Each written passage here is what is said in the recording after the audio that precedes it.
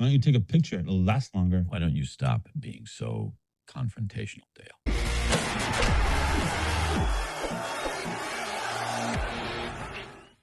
All right, I've got an interesting podcast for you today. It's going to be deep. I'm trying to present pretty heavy ideas across the entire league. And I've got a lot of graphics. It is going to be a little dense, but there's a lot of value here, guys. The value is not just where maybe our Dolphins are headed, and if they do head that direction, what's the success chances of it, but where is the league conceptually, philosophically? That's the key. You've got to basically see where the league's heading in ideas and concepts to see where the sweet spots are. And then you take that and look at the concept and philosophy of your team, our team, my team, the Miami Dolphins, to see if they're in the right vein. I did this with the run game since 21. I saw the cycles. I emphasized the run game, offensive line, interior running. And it was kind of rejected for a while, but it was on point. Not because I'm a rocket scientist, because I checked the trends and the cycles and the philosophies to see if it matched. And it was so far out of whack that I knew that it wasn't going to be a winner. And now here we are, and it's pretty much understood. We watched the Bills game last night, and you'll see, among many others. So the whole point of this podcast is to show that Albert Breer's concept of where we might be headed with separation of powers, something we've done in the past. We've had it with Aponte, we've had it with Ireland and Philbin, we had it with Tannenbaum, we had it with Gase, and we had it with Greer. So it's not like we've never run this before. And for me, it's not my preferred. I want one man, one king. So the idea of this podcast is not to tell you it's going to be a winner, but is the concept and philosophy if we do head in this direction. And there's a lot of evidence that we are, not saying we will, is it a loser outright by the philosophy, like our fumble, screwed out offensive line, skills win against the philosophy of the league moving towards run and pass balance? Is this philosophy, if we do go there, does it have any precedence for success? So this podcast will show you a lot of teams in the league and it'll help you understand the league. I didn't understand a lot of this stuff. And so there's going to be a lot of value here. Before I kick it off, I want you to understand this is about evaluating the philosophy, not whether the right guys are in there and the application will be correct. And I went to college, spent a lot of money, so I'm going to throw some $2 words at you because I spent a lot of money, so I got it. There's a thing called dialectic. It means conversation, intellectual reasoning between two people to figure something out. That's what I like to do. I like to treat people like adults. I don't like to tell them too much, except if it's Greer sucks, the offensive line makes the NFL world go around, and running a football in modern cycles is critical. Other than that, I try to lay out two paths. Let's talk about it. It can change. Let's see. But then there's the Hegelian dialectic, and that takes dialectic and just separates between there's one side that's right and one side that's wrong. And that's a lot of football talk. I know, I see the future. This is right. Anybody else who doesn't think that's an idiot. I don't like to do that. That's not what I'm doing here. It's not about me saying we're going to be awesome, that all the guys are here. But does this philosophy of separations of power, is it have a chance? Is there any other teams in the league that are having success with it? So that's what I'm going to do here, guys. So I'll get into it. There'll be graphics, a lot of talking, but the images will be there for you to dig deeper. I'm going to kind of hit the top end of it, but you'll learn a lot. I learned a lot about what's going on in this league, and I think there's value to that. And so that's it. Let's kick it off. Detroit Lions, successful franchise, org structure. The Lions list their key executives as Rod Wood, president and CEO, at the top of day-to-day org operations, with Brad Holmes as executive vice president and general manager on the football side. On the business side, finance, they have Mackey and they have Kessler. So the key takeaway from this is the Lions keep their football operations GM personnel somewhat separate from business finance leadership, but have strong financial personnel reporting into CEO president umbrella.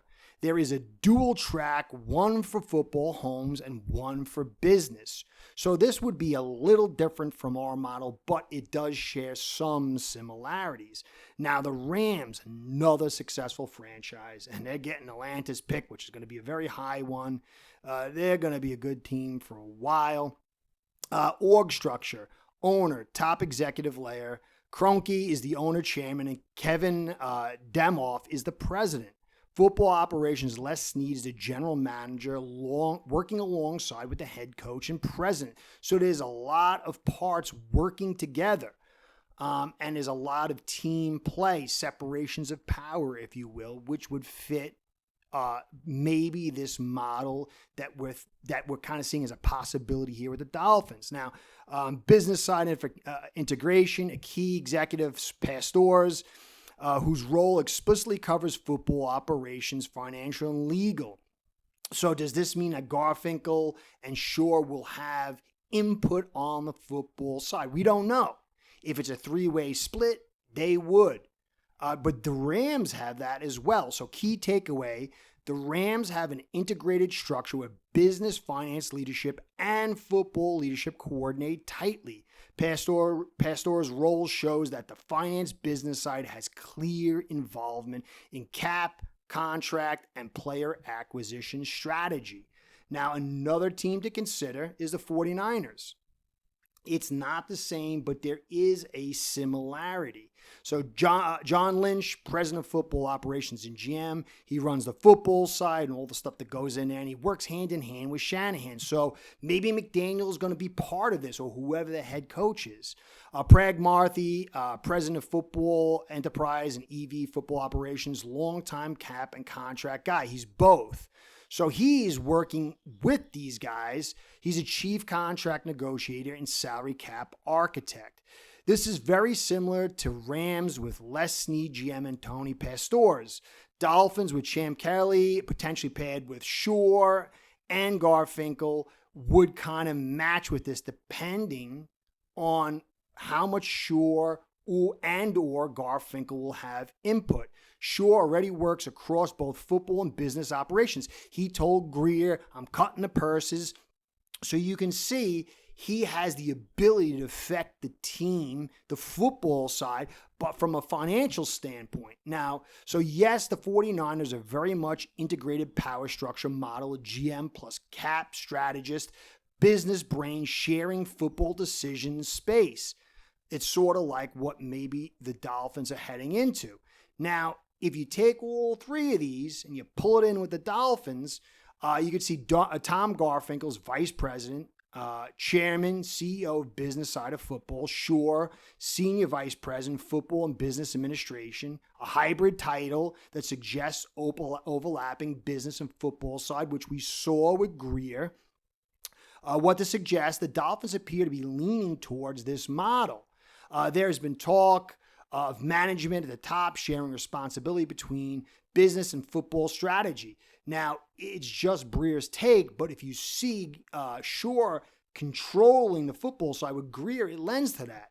Now, if the Dolphins adopt a shared management business model, it would align with the Rams have done with Pastors and Snead rather than the Lions, who have separate tracks, although there is influence on the business side, but not like what you're seeing with maybe with the 49ers, with the Rams, and maybe what we're intending. Now, the good side is this kind of structure can give better cohesion between cap contract strategy, business side, and personnel acquisition strategy, football side. However, it can blur accountability, and we saw that. We never knew who was in charge. Or did Greer make the picks? Did Tannenbaum make the picks? Did Gase make the picks? So that can be a problem. Who has final say on football decisions versus business decisions? Clear job description and decision rights become critical. So while you can have many voices, and these guys are specialists at what they do, if they don't work well, as we saw with Flores, maybe having input, whatever that is, with Greer, or Greer with Tannenbaum and Gase, or Ireland with Aponte and Philbin, you can get dysfunction. But there are teams that succeed with this. So here's the final analysis. Lions model, clear separate business and finance at football operations. Sort of similar, but different. Rams, tight integration, very similar to us, along with the 49ers. So the Dolphins appear to be moving this now to this. For the Dolphins, this shift may reflect their current front office reset and desire to get higher returns on investment by aligning business and football strategies more closely. The problem is, will this business side affect the football side where, hey, we need to focus on business here and not so much winning? We don't know, but that could be a possible downside.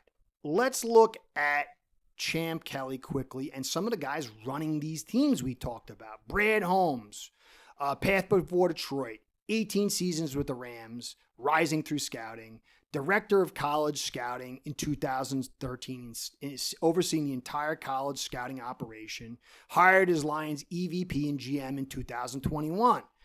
Classic football lifer, pure personnel background, long time in one building, then elevated. John Lynch, totally different, 16-year player, no front office scouting job, spent 8.5 years as a broadcaster, hired as the GM in 2017 on a 16-year deal. Very unconventional, but his experience was playing broadcasting. Profile, he's the outlier. Les Snead, grad assistant at Auburn and pro scout at Jacksonville mid-90s, spent 13 years with the Falcons, director of player personnel, hired by the Rams in 2012, and then became aggressive for trades and F them picks era that led to the Super Bowl. Profile, another longtime scout personnel ladder guy with heavy personnel background. Now, Champ Kelly played at Kentucky. He's got some of that brutish nature, the understanding of the core heart of the game that I like, in arena football, worked as a GM in Lexington, Horseman, IBM software, quality engineer, comp sci degree, MBA, before going full-time in the NFL. The guy's smart, too. Denver Broncos college scout, assistant coordinator in pro and college scouting, assistant of director of pro personnel. Chicago Bears, director of pro personnel. So he took a step up. Then assistant director of player personnel. Then with the Raiders, assistant GM, then interim GM in 23, and then hired by Miami in 25 as senior personnel executive, then elevated interim GM. Now, will he be the guy? But you can see that he fits some of these other things. So profile, very much personnel scouting ladder guy like Holmes and Snead, multiple organizations, not just them, pro and college scouts. Plus a legit corporate and analytics engineer background, IBM, ComSci, MBA, which plays nicely with the cap finance brain like Sure. So there is rationale to this. There is precedent for success, but there's also precedent for failure. All right, so I want to go over a few teams that are using similar formulas, some not, successful teams to contrast and compare. And you'll see some interesting stuff. Now, the Eagles is the one man, one king. It's a cap guy. And he's the best in the league. He's brilliant, maybe even higher than brilliant. And we won't have that. We don't have that here. This is what happens when a cap finance guy and true football strategist is given clear authority and its integral model that works at the very top. That's what I want. But you need a brilliant plus guy to do this. And I don't think we have that here. So the other models that you find success at is the Ravens. It's the OG football and cap brain partnership. Ozzie Newsome, Pat Moriarty. Later it became DaCosta. Football guys, somewhat analytic guys with DaCosta. And then a cap guy working together. They've had success. Now, Vikings, they're the analytics, finance, GM, and veteran cap EVP. They've got Mensa and Brzezinski. They're running the show. It's kind of a new school GM type thing. Sort of some of the stuff maybe we're hitting on. This is probably the closest analog to Kelly, Shore, Finkel's setup. Analytics background, GM the Kelly, he's got the background plus the scouting, veteran cap guy, sure, and business boss Garfinkel. But there's also downsides to it too. The Browns, it's cautionary tale of analytics committee story. Brown and DePosta, very analytics driven, community style driven. Winston destroyed that whole thing, among other stuff. Their analytics said Mayfield, he's a bum. Let's go get Winston. Now, was it pressure from the owner? Who knows? But this is a clear failure. And, you could also look at the Texans. They're struggling too, and they have a very similar model to this. So you could see, along with the Rams, the San Francisco 49ers, and the Lions, different hybrid forms of a similar model. This does not mean that we have the right guys. It doesn't mean that we're going to be successful. But what all this stuff means is that there is viability for this style if the right guys are in place with the right owner, and then they don't battle. And there is sort of, even within this mix, a guy that has clear authority. That's been the problem in the past. We had the Battle of Ireland with Philbin and Aponte, and then we had the three-man tug-of-war with Greer and Tannenbaum and Gase. So if it's three equals, then there could be a problem. Also, if one of these guys starts breaking ranks and going to the owner and making the owner intercede, then you get chaos. But the philosophy has success. Although, again, one man, one king who's truly brilliant creates that stability and is my preferred method. But if he's not brilliant, you're going to get disasters. And so, guys, you can get the one man, one king, and it sucks. You can get the committee by multiple leaders, and it sucks. But you can get success either way. But the philosophy, if this is the play, it does not mean it's a loser. Savvy? So here's the last little summation on all that information. Take from it what you will. Patterns showing up in these examples. There's clear football decision maker: Newsom, Roseman, Mensah, Snead, Lynch. The cap finance guy isn't running the team alone, but is deeply embedded and respected. Moriarty, Marthy, Pastors, and Brzezinski. Ownership is patient enough to let the model breathe. And I think Ross could do that, although I think he's also interfered at times, but maybe not this case. There's strong alignment between the front office and head coach on roster building philosophy. So if McDaniel stays, he's going to have input, or could possibly have input, and what you grade that is up to you. When it struggles, Browns under Sashi, Texans under Esterby. Roles are blurred. Nobody is sure who really owns football decisions. The spreadsheet people and football people are philosophically at war. Owners interfere, undercuts the process, or panics at the first ugly record. And that's something to be concerned. What this suggests for the Dolphins, Kelly, and Shore. You basically have raw ingredients, a modern integrated model. Kelly, football, smart guy, Brandon Shore, the contracts guy, crosses over into football operations, and Garfinkel, powerful, engaged CEO with vision and leverage. If raw structures like the Eagles, Vikings, Ravens, 49ers, and Rams pattern, one clear football voice, one clear cap strategy, one clear business chief, then it's a proven path. And so these guys have to, in a sense, find the guy who's got the best voice and then defer to him without the owner getting in the way or the money man, the business side, undercutting it.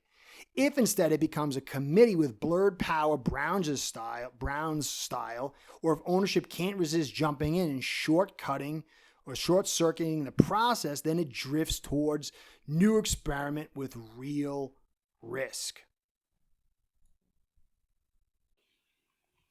All right, pulling it all together, because I'll say something and then people will take one excerpt and say, you're saying this is going to be the greatest thing since sliced bread, or this guy's... I just am saying here that for me, prior to doing this study, prior to listening to Breer talk, I would have said, this is a loser because we've seen it lose in the past. But I did not know all these other teams, their different styles that were different takes on what we might be doing. And if you look at Shore cutting into Grier, it shows he's a power broker. Garfinkel, he's always in the games showing up, talking up Ross. He's a clear power broker, especially setting F1 up. And Ross likes this separations of power corporate business model. It makes total sense that these two guys, whoever is coming in along with them, are going to play a powerful part if they haven't already in the background. This might just set up what we've mostly known to be clear for us to understand with the titles given. Will it be Champ Kelly? I'm not big on Champ Kelly's past, but past success or failure doesn't predict future success or failure. It does indicate. So maybe Champ Kelly is the right guy, wrong guy. Maybe we get another GM. And then a lot of these models have coach input. So what's the input of the coach we have, whether it's McDaniel or not? We've got to see. We've got to see if this is the model. And then we've got to see how they work in conjunction together as a team. And then we got to see the production. But my goal for this was to educate myself and you on this concept and philosophy, to show you it is a viable and it is a trending style for leadership in the NFL. And a bunch of successful teams have it, while there are still teams that use it and fail. So we've got to wait and see. But the philosophy, read my lips, it's not saying this is a winner. It's saying it is viable if all the parts are the right parts and they work well. We'll see. Hope you enjoyed. I know it was dense, but there's so much to learn. And if you check your brain at the door in a Hegelian dialectic approach, then you're kind of missing nuance, and you're going to be easily led astray by people who are going to tell you it's a winner or a loser. So I do this so I can learn and you can learn, and we can all think for ourselves and evaluate one step at a time. Hope you enjoyed. Curtis saying, be well, go Phins. Curtis out. Start building your own online sports book today by getting signed up with aceperhead.com service that'll allow you to book action on sports from all around the world.